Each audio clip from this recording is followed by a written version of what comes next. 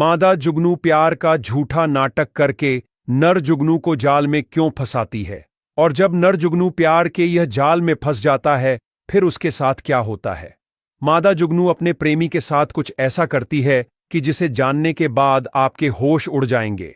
सबसे पहले जानिए एक नर जुगनू मादा जुगनू के प्रति आकर्षित कैसे होता है।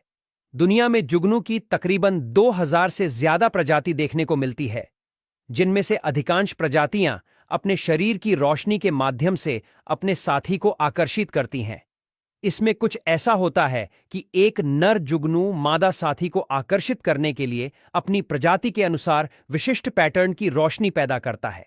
अगर कोई मादा जुगनू को नर के चमकने की पैटर्न को पसंद आती है तो वह भी उसी तरह की रोशनी पैदा करके उसका जवाब देती है। यह एक संकेत होता है कि मादा साथी उस नर को साथी बनाने में रुचि रखती है। फिर नर और मादा जुगनू एक दूसरे के चमकने के पैटर्न को कॉपी करते रहते हैं। यह रोशनी के संवाद से यह सुनिश्चित होता है कि दोनों एक ही प्रजाति के हैं और वे प्रजनन के लिए परफेक्ट जोड़ी हो सकते हैं। लेकिन अब जानते हैं कि मादा जुगनू प्यार का झूठा नाटक करके नर जुगनू को जाल में कैसे और क्यों फंसाती है। जुगनू में एक फोटुरिस प्रजाति आती है जिसकी मादा दूसरी प्रजाति के नर जुगनू को धोखा देकर अपनी ओर आकर्षित करती है और फिर धोखा देकर उसका शिकार कर लेती है।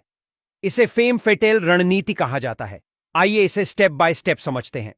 फोटुरिस प्रजाति की मादा जुगनू रात में सक्रिय होती है और वह फोर्टिनस प्रजाति के नर जुगनुओं के आकर्षित करने के लिए अपनी लाइट फ्लैश करके झूठे सिग्नल देती है और सही नर के फंसने का इंतजार करती है।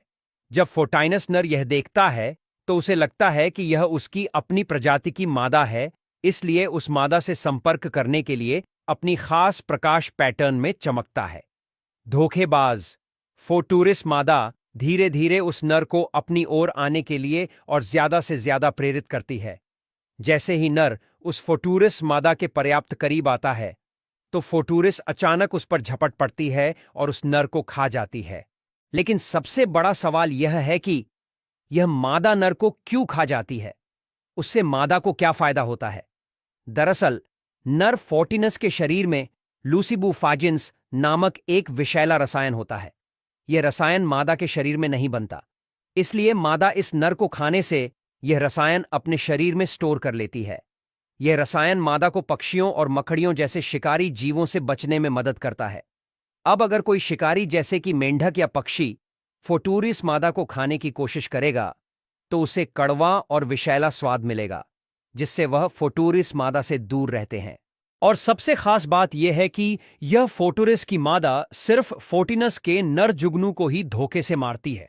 जबकि मादा की अपनी प्रजाति का कोई नर उसके करीब आता है तब वह उसके साथ नॉर्मल तरीके से प्रजनन ही करती है, उसको इस तरह धोखे से नहीं मारती।